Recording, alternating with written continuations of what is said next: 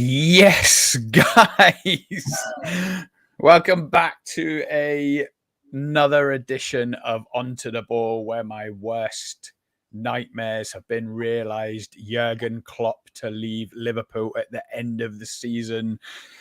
Some would say I've got my wish, because in the summer when FSG were, could I call it, abusing him, not backing him in the transfer market, I absolutely begged him to walk to save his reputation, to save his sanity.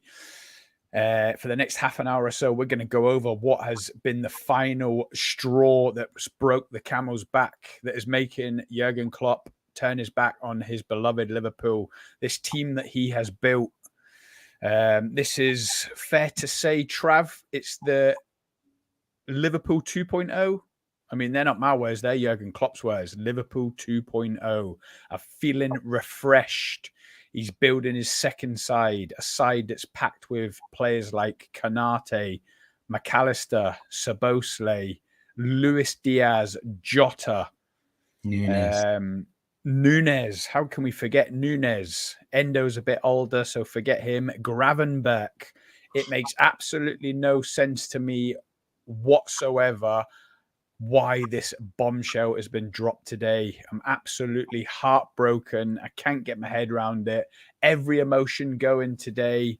It's been pride first and foremost, thinking about what he's achieved, the glory days he's given for me, my Liverpool supporting mates, all the trophies. He's won everything there is to win, apart from the Europa League, which no one wants to win anyway. So he might even add that by the end of the season. He might even add it, but pride is the first word that comes to mind. But then as the day's going on, I'm getting anger, I'm getting disbelief, I'm confused. It just, none of it makes sense. Travis, it don't feel real, does it?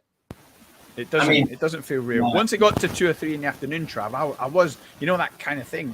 Is this a nightmare? Was it a dream? And then it's just like sinking in. You're like, this is real. Yeah.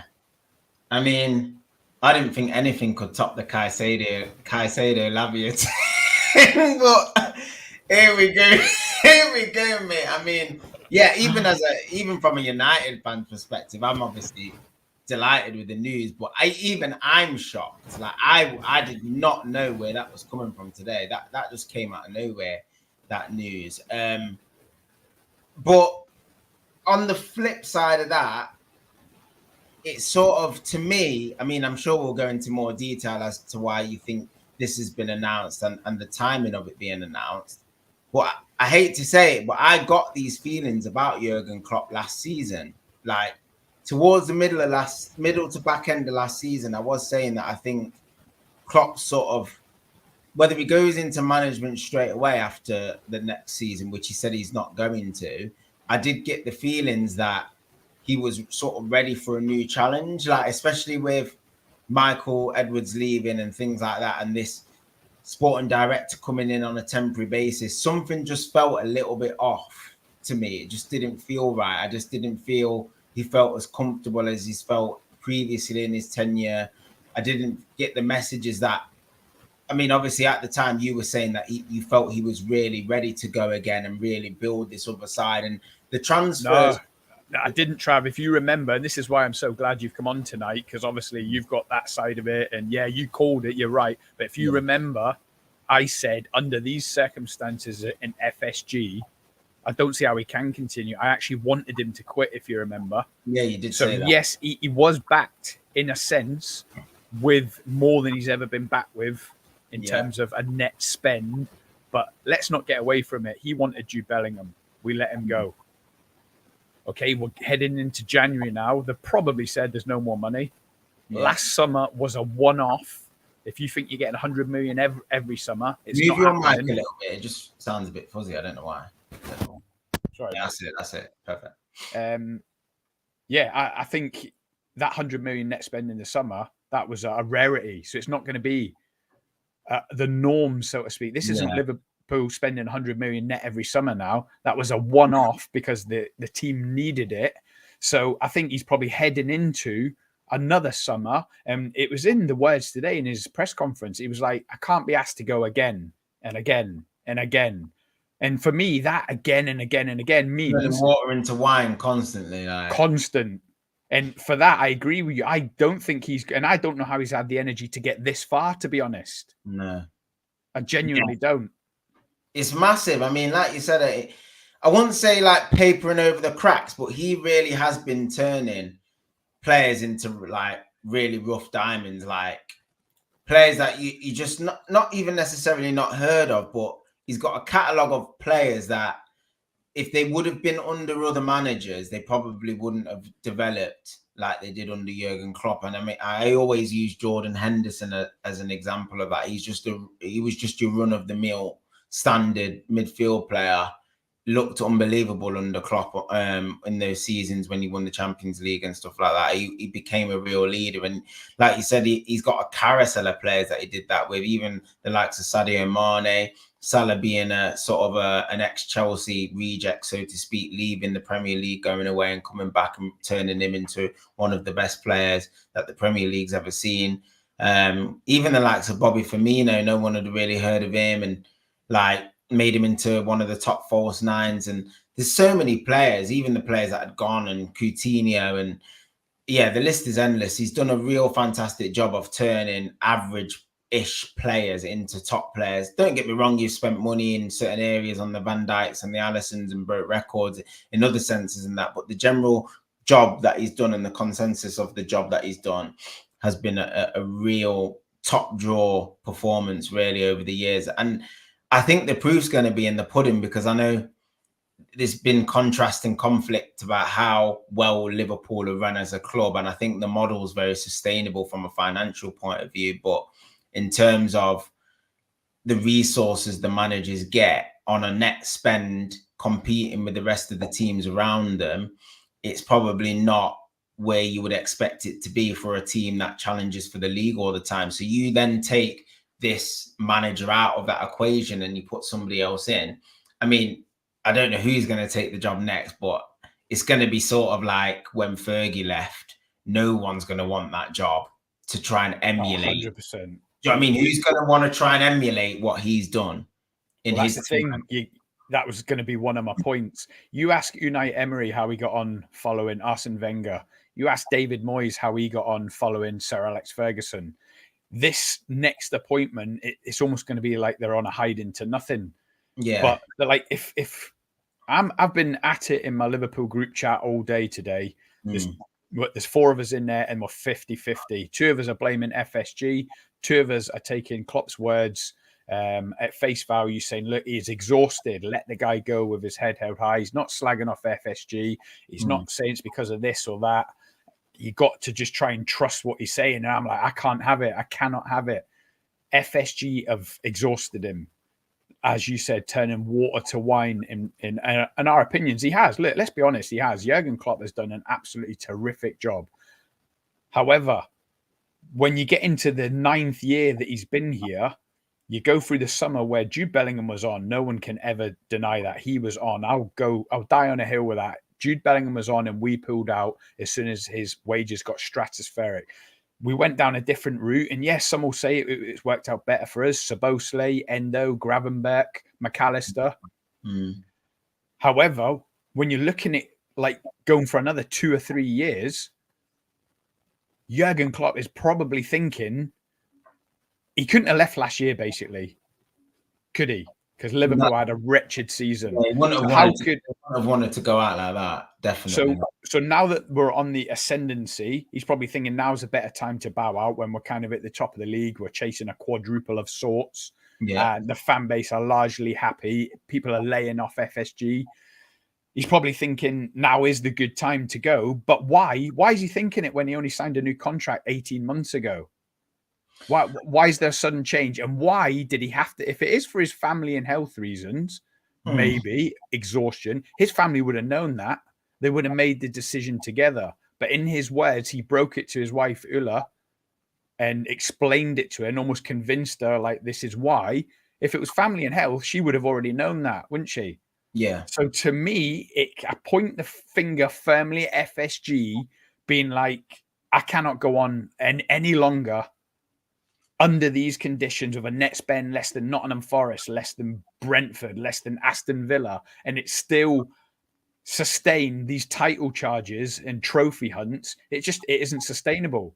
So this manager's once in a lifetime. So we're talking about the next guy in, and I've put it up on the yellow ticker. Do you like the yellow? That's the Sky Sports when it's like it's major breaking news. And I always thought the next time we use the yellow ticker will be for Ten Hag out. And look how it's ended up now. Absolutely heartbroken. Mate. But if you think about it, this next manager, sorry, try just to finish off. This next manager now, to follow Jurgen Klopp, he's going to have to be another once-in-a-lifetime type of manager. And that is maybe where Xabi Alonso fits, because Leverkusen are challenging at the top of the Bundesliga with no money up against Bayern Munich, nonetheless. Mm-hmm. He might be that guy, and we'll get onto it. But they're going to be looking for another guy that you can forget 100, 150, 200 million net spend like Ten Hag gets, like Pep gets, like Pochettino gets, or Chelsea spend. You can forget about it. So it's that type of guy to get in and fit that kind of mold. It's almost going to, like, basically what I'm trying to say, they're going to be onto a loser straight away. Well, yeah, this is the thing, because of the expectation level now that's been built with Klopp over the years. And is the next guy next season expected to challenge for the league straight away? Because that's what I did when Fergie left and Moyes came in. I expected it to just be normal service resumed. So it's very natural for that sort of assumption to happen. I think the Liverpool fans are sort of going to demand that. Well, it depends. As a Liverpool fan, you'll be able to speak better than me in terms of what shape you feel the squad's in. Do you feel this current squad is ready to challenge for the title again, regardless of whether you win it or not? Who knows who's going to depart? Will Salah leave? Will he stay? We don't know. When we were just off the back of winning the title when Fergie left, Fergie literally won the league in his final season. So I just basically said that the squad was at a pretty decent age, apart from maybe the front two, Van Persie, Rooney. Everyone else was pretty youngish. I thought, we've got some decent-ish young players coming through. There was no reason why we shouldn't go on to at least compete for the title again. And how wrong was I? So I think this is going to be a huge shock to everyone, really. It's going to be interesting to see how some of the players react to it. Has Jurgen Klopp got another job lined up? I know, obviously, Barcelona, Real Madrid, their managerial situations aren't concrete. I know Ancelotti's just signed a new deal, but when someone like Jurgen Klopp comes onto the market, you just don't know what's going to happen. I mean, Xavi's under pressure at Barcelona as well. So he said he's going to have a year out. Things change in football. You don't know if he is definitely going to have a year out. He might do that to honour the respect to the Liverpool legacy, but who knows how it's going to pan out. I think the interesting thing, though, from a Liverpool perspective, is like the timing of it, because like you said, would he have been better off announcing it at the end of the season, maybe when you won the league and everyone was on a high and stuff? Will things go flat from here? It's going to be interesting to see how the squad sort of reacts to the news. Are they going to rally together and say, let's send this guy on a high? I was listening to TalkSport on the way home from work, and the fans are very, very mixed. Like, obviously, everyone's devastated, but in terms of that next appointment, I heard a couple of men saying Gerrard. I heard people like saying Alonso and stuff like that. And Gerrard would be a huge error, man. He's just not ready for the Liverpool job at all. Gerrard signed a new contract last week, didn't he? However, he's won like 3 games or something, man. He can't manage Liverpool, man. Gerrard knows he's not getting the call. Gerrard is out of the equation. I seen a list of the bookies odds, and there was about a dozen names on there. His name wasn't even on there, so he must be about 100 to 1, like on page 2. I love Gerrard. So, everyone's obviously saying Xabi Alonso, but again, we'll get to who's next. But you've made a good point there, the timing. Now, Jurgen Klopp said in his interview that he decided in November. So what's happened in November, December into January to make them wait 2 months?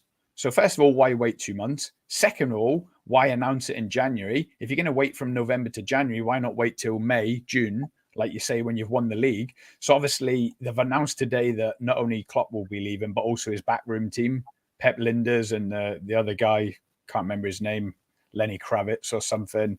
Yeah. So to me, that would lean towards, we already know who is going to be coming in to replace them, and he already wants his own guys. So it is kind of like the whole team will be leaving, which obviously it's giving Liverpool fans a little crumb of comfort to think there's already a contingency plan in place for next season to help us get over Jurgen Klopp. But on the other hand, Trav, me and you've been watching ball for 35 years. How often has a manager announced that he'll be leaving at the end of the season and it's gone well? I can't think of any. Can you? No, I don't. Fergie tried to quit in 2002, and Dwight York started cheeking him up. So he decided to stay just despite Dwight York. Do you remember? Yeah. It never goes well. But Arsene Wenger, he announced he was leaving, not renewed his contract, and they went downhill. Yeah.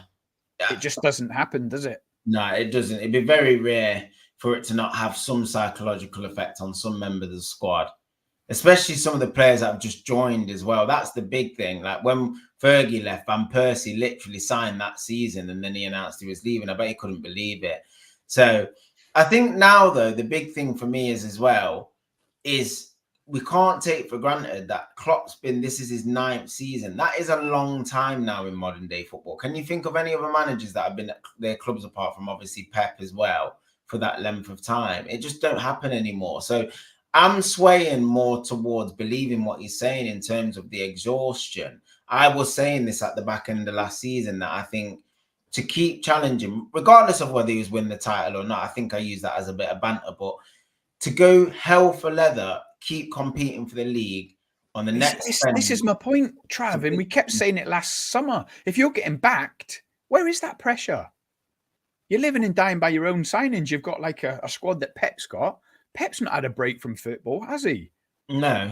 I know each manager's different. They've got their own levels of intensity, maybe take the work home with them, can't sleep at night. I know everyone's different like that. But in my opinion, FSG have exhausted him by making him run under these conditions to the point where he probably does need a rest. Exhausted mentally, thinking, how am I going to win more leagues on a 30 million net spend, trying to find the exact right identity of player to improve this squad where the margins of error are so tight, like they're non-existent. But maybe then it does have an impact that he doesn't win the league when he challenges it for it then, because like you said, if let's say he's challenged for the league 7 out of 9 seasons and he won 5 of those, then the complexion of it looks a lot different. Regardless of what your net spend is, he's probably going to want to carry on doing that. That's my point. So even if he was spending 50 million and winning 5 leagues out of 7, he's just going to keep carrying on. But the fact that I'm not like tarnishing his legacy at all, but the fact that he's probably looked at it and thought, I'm going hell for leather with what resources I've been given, and I've only won the league once. If you had another 9 years and then you said you're going to win one more title in them 9 years, that's 2 titles out of 18 seasons. He's probably thinking, I've probably got a little bit. It's not reflective of what I'm putting in. Do you understand where I'm coming from? The work he's putting in, he's not really getting the productivity out of it. So he probably thinks, well, I'm looking for a new challenge, which sort of goes back to what I was saying last year. It's not that he doesn't like Liverpool. It's not that he's got anything against Liverpool. He loves the club. Like he said in his interviews today, he'll die for the club. But like you said, I think I'm not saying it's all that, but I think that is a major factor. But I do think there's something else that has probably gone on as well, which might not be revealed. I don't know if there's been a fallout or just something like that, but there's probably more than what meets the eye, definitely. Obviously, this summer was a little bit different, not just for the net spend, which Liverpool have spent more than they have in many years, probably since the Stuart Downing, Jordan Henderson summer. Andy Carroll, I don't know how much he spent that summer, but this summer, they spent 100 million net, but it was also under the guidance of Klopp's big mate, George Schmadtke. So he was brought in kind of not under a cloud, but it was a bit like Klopp's mate, like what's his credentials, what's he done before in the game. Obviously, he left the summer window with a lot of praise because it was deemed a successful window, especially with us being top of the league and the way the players have integrated. But there was a kind of a shift. There was no director of football, Julian Ward, Mike Gordon. There was like claims that it was all falling apart behind the scenes. So again, it could be off the back of that, and especially with all Klopp's backroom team leaving with him. To me, it's obvious something's happened. Yeah. And whether that's a fallout from the summer window, Jude Bellingham, Moises Caicedo, if that was real, were we really in for him? We lost Romeo Lavia. So when you think about it, maybe George Schmadtke lost them deals and he struck lucky with the deals he did get over the line. But again, that might have had all a knock-on effect for Jurgen Klopp, thinking, I'm going into every season, not only with the smallest net spend out of the top 6, but also going in with a team that were not even, or signings that are not even my first, second, or third choice. Yeah. So that's where the exhaustion comes in, thinking, do I want to go into January like that? Do I want to go into next summer like that? How much longer can I go on? And then obviously you've got the elephant in the room, which is obviously Pep at Man City. But again, when we talk about timing, Trav, I don't know about you, but it feels like something shifted in the league this season with everything that's gone on with Everton, Nottingham Forest, the 115 charges over Man City.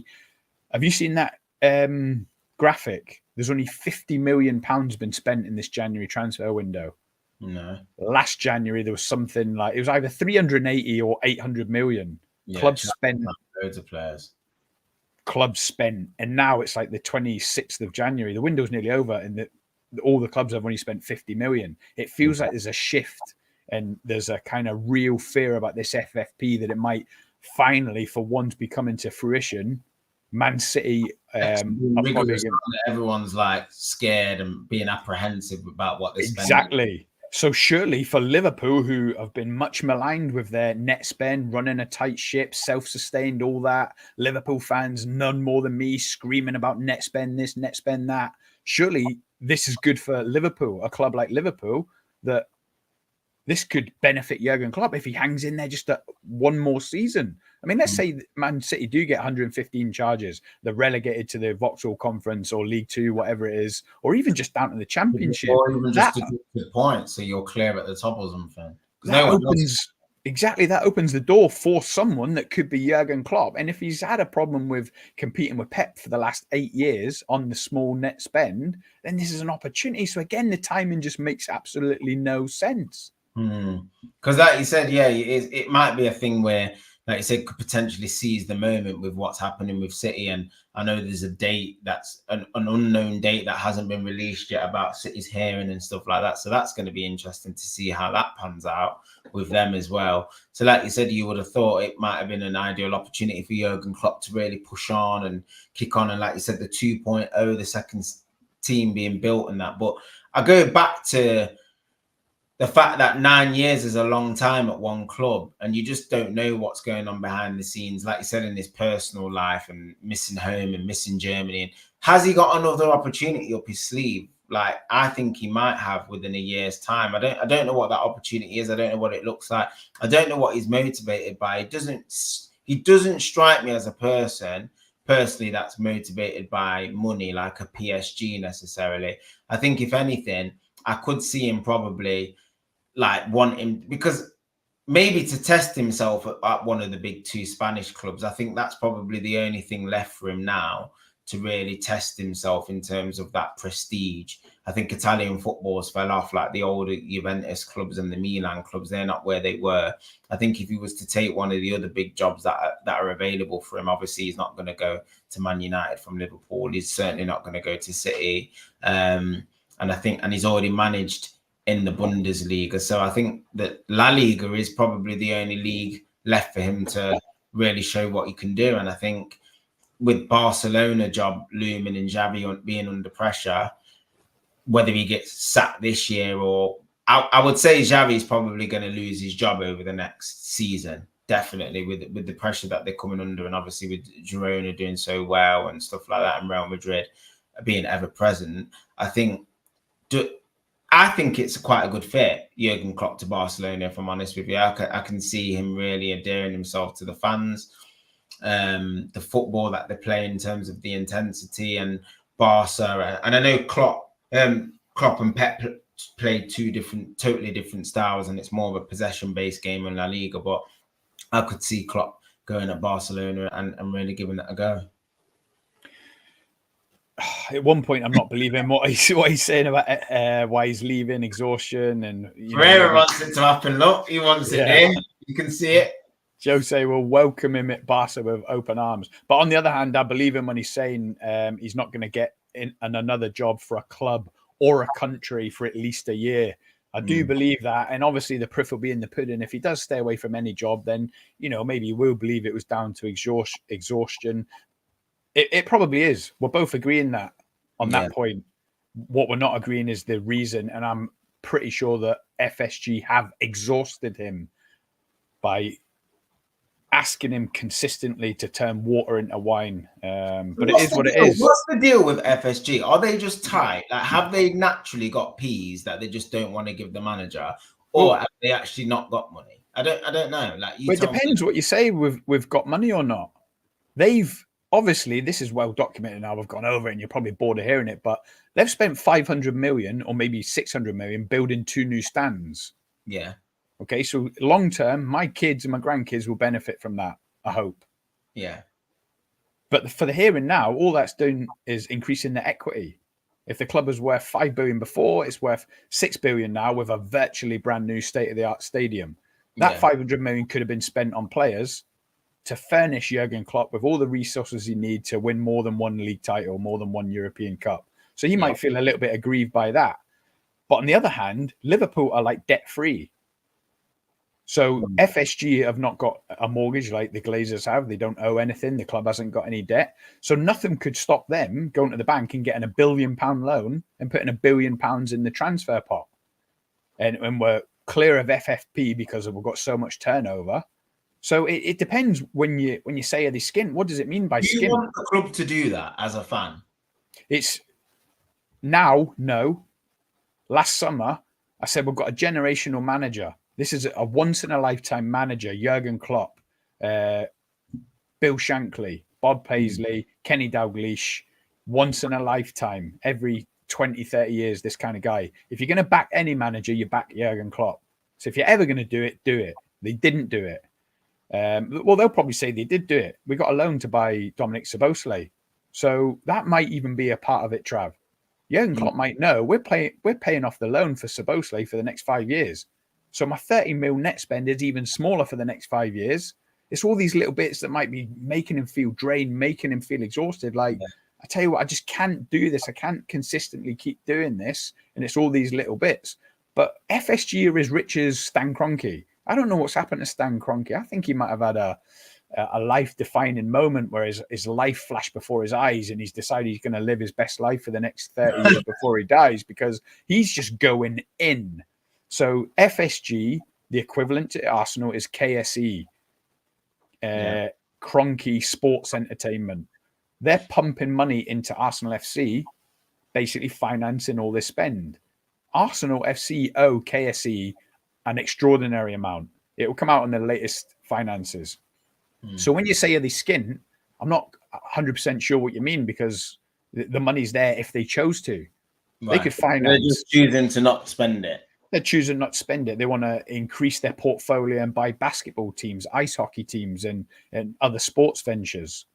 Right. So, you know, they can choose to do whatever they want. Anyone can. They could also choose to put £1 billion worth of debt on Liverpool by mortgaging the club and putting it in the transfer. Klopp could, or the next manager could waste a lot and we've got £1 billion worth of debt like Man United.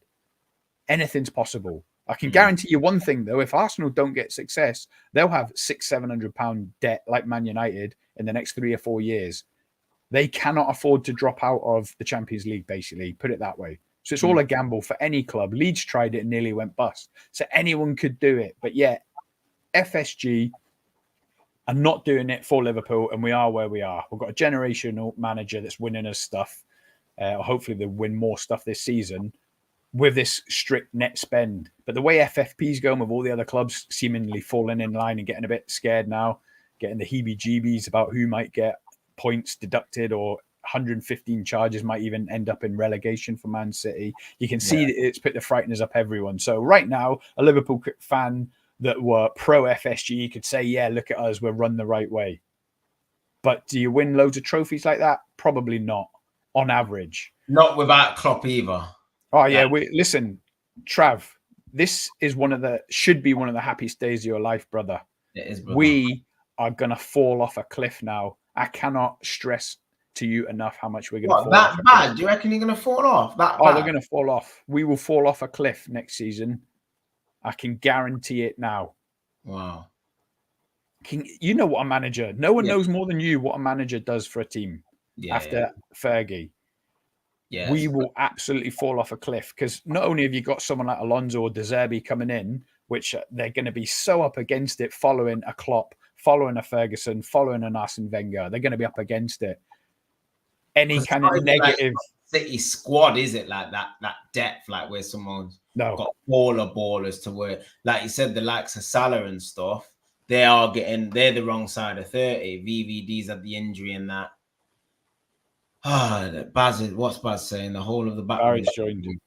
Yeah. Cheers for joining, Barry. The whole of the backroom staff are leaving Liverpool. A number of reasons he's leaving. He may not be well or FSG. That's the thing, Barry. When I've been in the Liverpool group chat too, a few of my lads, and it got not a little bit testy. Is that the word? Not to the point where we were arguing, but it was like the two of us were. Was a little bit. Yeah, basically starting to annoy each other mildly, basically. Yeah. I'm pretty sure it's FSG. So is one of my mates. Two others are just saying, look, it might be health, might be family. We've just got to give them the backing till the end of the season and wish him well. It's been amazing, which it has, of course. But we'll never know. At one point, they said, look, he said in his press conference, it's not. And it's like, well, he's not going to say, I've had enough of FSG. I can't do it anymore. They've stripped me bare. There's no money. I've given it my best shot for it. He's not going to say that, is he? Especially with another 4 months of the season still to go. There's still a league up for grabs, FA Cup, League Cup, Europa League, which makes no sense with the timing. When I think back to when Fergie left, after we had Moyes and he got sacked after 8 months, I literally just accustomed myself to thinking that I'm not going to think about a manager being at this club for longer than a 4-year period. Now, obviously, when you find somebody like Jurgen Klopp, it's within the club's best interest to keep him as happy for as long as possible, and which you have done. But like, to me, when you get into this 8, 9, 10-year mark now, that's a long time. And Pep will be next.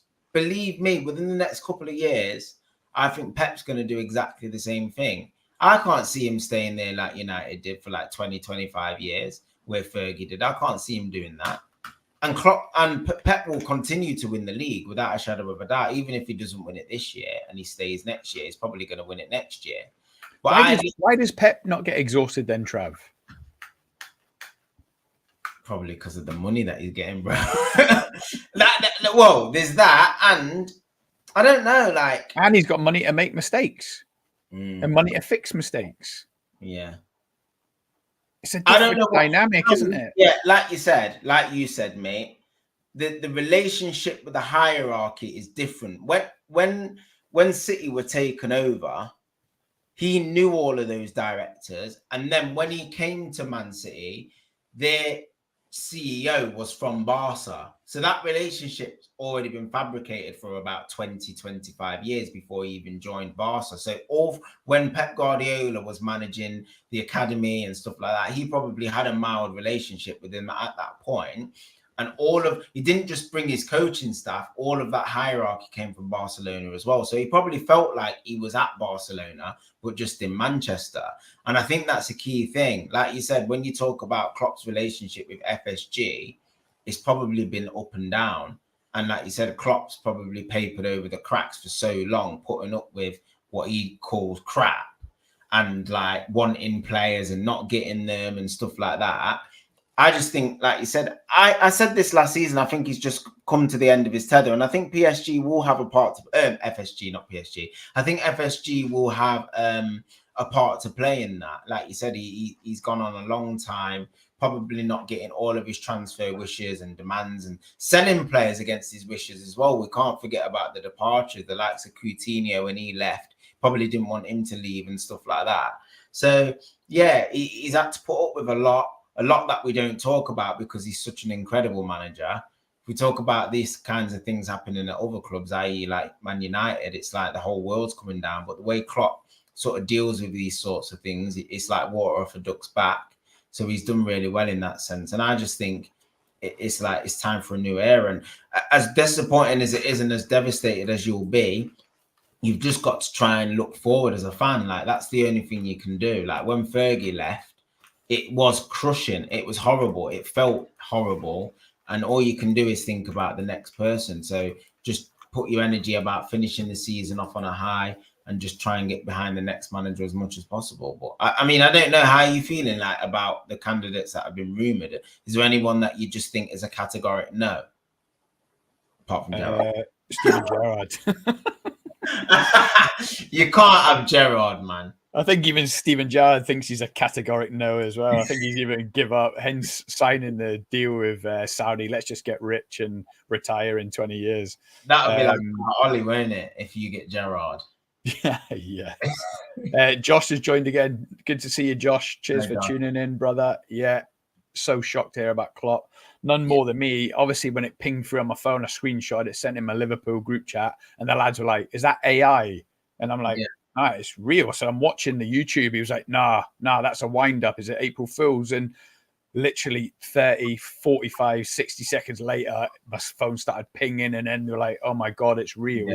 And it was literally like a sucker punch to the gut. Like, literally felt like crying, like someone had died, man. I know. I thought it was a troll as well, because, you know, Fabrizio broke it on his Twitter, and I had to press the account to see if it was one of the troll accounts. But then I saw like 90 million followers. I was like, nah, that's real, mate. I couldn't believe it. I had to read it. No joke, Trav. I had to read it about 3 times. Yeah.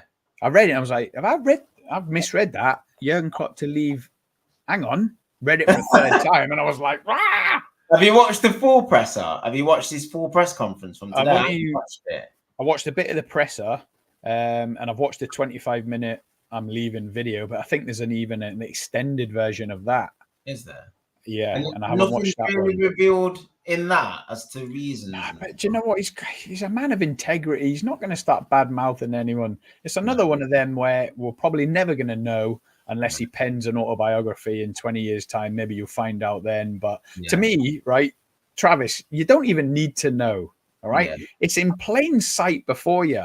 The guy's turning water into wine. That's your phrase from the last 8 years, consistently turning water to wine. This is not sustainable for 20 years. You're not going to have a 20-year career at Liverpool doing that. No. He was banking, praying for a buyout when we announced there was a potential sale in November 2022. I have got it pretty much straight in my head that he was hoping we would get new owners. Not because he hates FSG. I don't think he does. But he's harped on again and again and again. We've got restrictions. We're running a certain way. Would we like to sign this player, that player? Of course we would, but we can. This is the conditions we work under. This is the conditions are signed under. It's like, what was something about Jude Bellingham? You can't give a Ferrari to a toddler or something like that. He's done all these sound bites. Yeah. So when he used the words exhausted and he says the words, I can't be expected to go again and again and again and again. It's all that you can put it all together. Yeah. He's just basically thinking, I've done everything I can at this club. And he said that he couldn't leave it until the summer and see how the summer goes and maybe go head into September and think, I tell you what, this isn't right. He said, I'm being honest now and leaving in the summer. So again, that's another soundbite. It's another hint that I can't go into another summer with 30 or 40 million, needing to sell to buy, needing to head into a preseason and another transfer window, feeling that I'm not getting backed. Like, it's all there in plain sight. You talked about margin for error as well, and you're right with that, because it's not just about Man City, really, when you think about it, because the other clubs as well are all spending 150 million, 200 million, like Chelsea, we do. Even the likes of Villa, Spurs, they're all spending more than you now as well. So he's probably thinking it's only a matter of time before, like, we just bomb out the top 4 and stuff if we don't start properly competing in terms of the spend. Because I know we have banter, but we actually did finish above you last year. So all it takes is one little drop off with like a couple of midfielders and stuff, and that's all it took. And you finished outside of the top 4. So he's probably thinking about the future, and he's probably looked about what Liverpool are capable of spending, and then he's looking at the state of the current squad with the likes of Salahs and your Van Dijks and the Alissons, the wrong side of 30, and thinks, if I stay here for too much longer, I'm never going to have a side like I did do like 4 years ago. So Trav, he will probably end up leaving on a downer then, won't he? Yeah. Yeah, it'll end up And he like doesn't want to do that. Wenger left. That's what will Yeah. happen, like when Wenger left, and people were driving him out, and he probably don't want that to happen. So yeah, he's getting out at the right time. Fans turning on him, half Yeah. empty stadium by full time, stuff like that. You He don't doesn't want want that. That's nasty, mate. Like when you think back to how Wenger was like left the club, because he wasn't sacked, but ultimately I think they said, well, you got to go now because it's just not going to get any better. It became untenable for him, didn't it? And he got a lot of undeserved, unwanted abuse. But again, it goes back to expectation levels. I mean, let's go into next season now. Forget the new manager. What will you expect the next manager to deliver? A title challenge. As a fan, do you think that's realistic or not? And there's no right or wrong. I'm not playing devil's advocate. Yeah. What are you saying going into next year? Under these owners, Trav, I don't expect anything. Honestly. And I know we can say, net spend, Liverpool, and, money doesn't guarantee success. And you always point to Man United. And under these owners, I'm thankful for everything Jurgen Klopp's done. I don't expect anything. Yeah. They cannot take us forward on the pitch. Off the pitch, they're the world's best. Yeah. The world's best. What they've done from turning their 300 million investment buying us into a £6 billion legacy for themselves, like their grandkids will never work ever again. The best businessman ever. But on the pitch, I don't hold out any hope. But as for the next manager, I'm praying for another once in a lifetime type of manager that can do it in a special Liverpool way.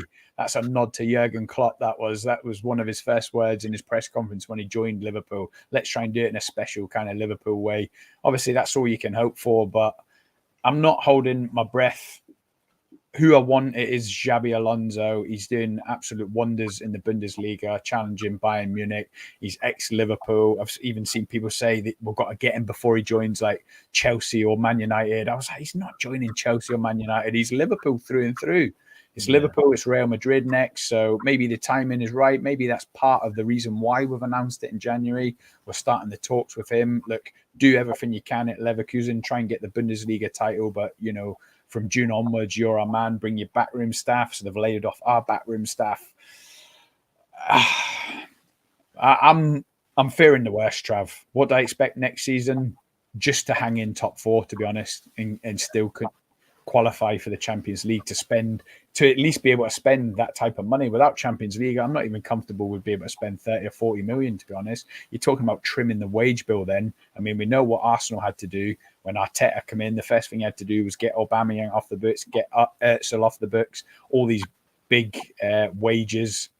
Yeah. That'll be Liverpool, because as you've already alluded to, Salah's going to be 32 soon, Alisson's 32, Van Dijk's 32.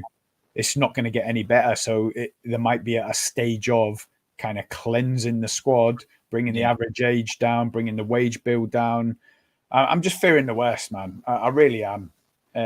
Josh has just said, in your opinion, who's Liverpool's greatest ever manager? It's Jurgen Klopp, Josh. And don't just take my word for it. Look at the stats. I've seen something early. He's got the biggest win percentage out of all Liverpool managers ever at like 60%. I think the next was Kenny Dalglish at 58%, Bob Paisley 54%.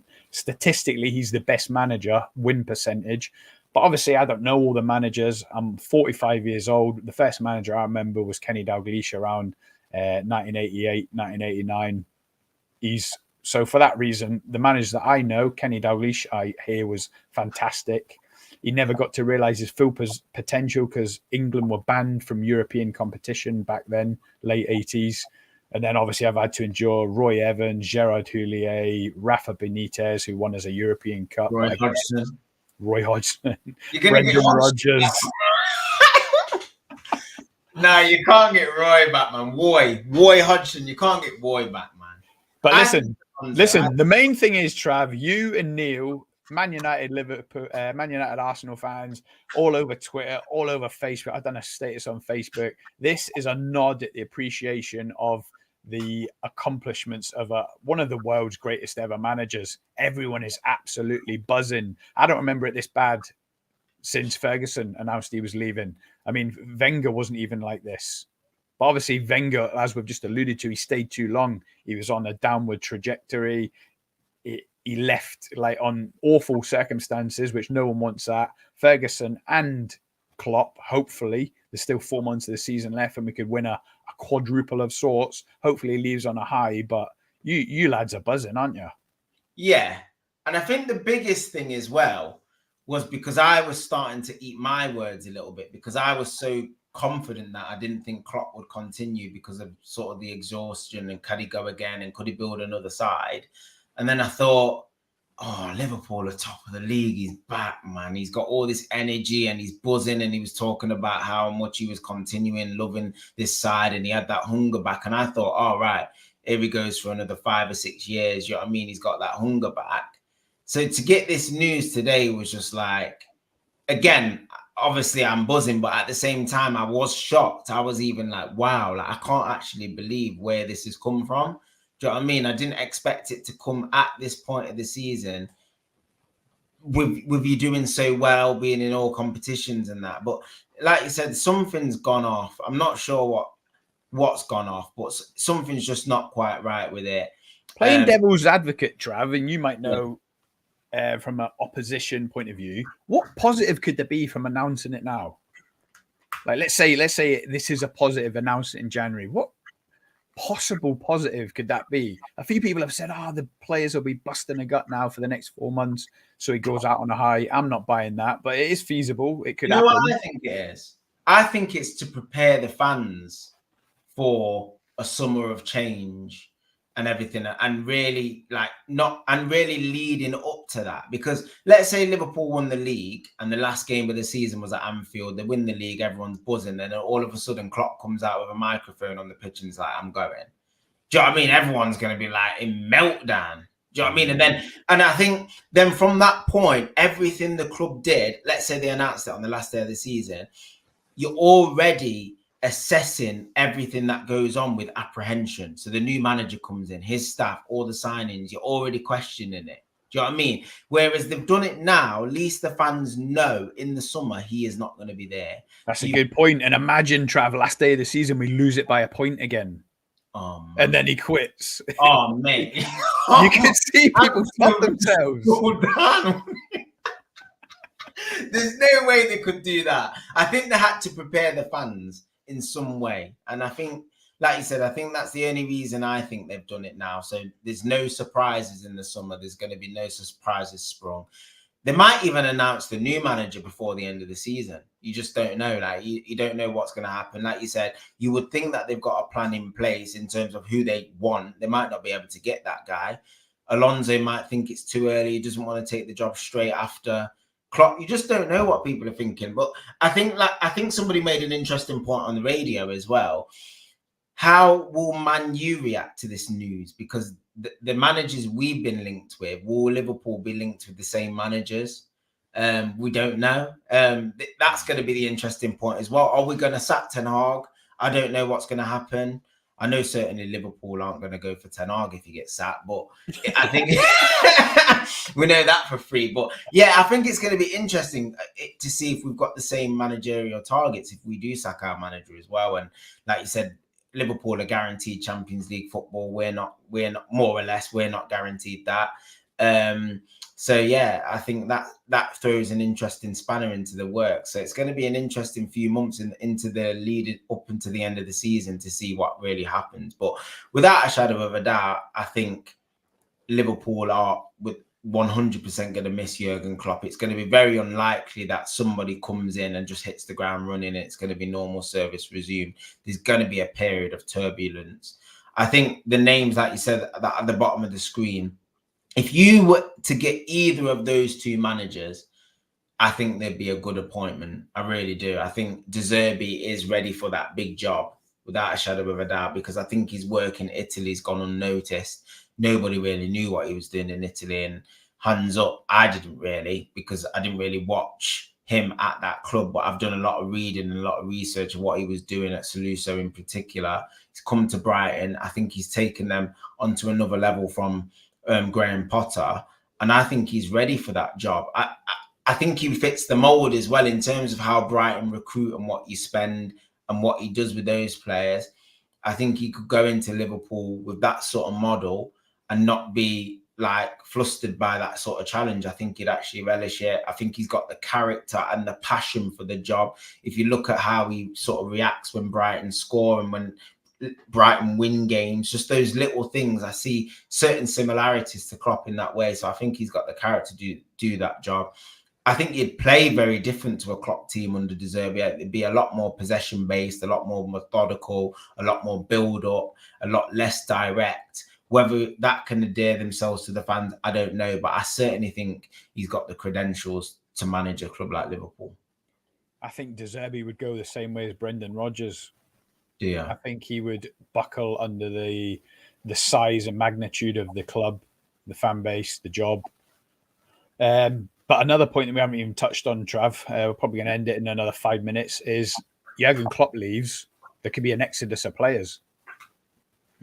That happens often. Yeah.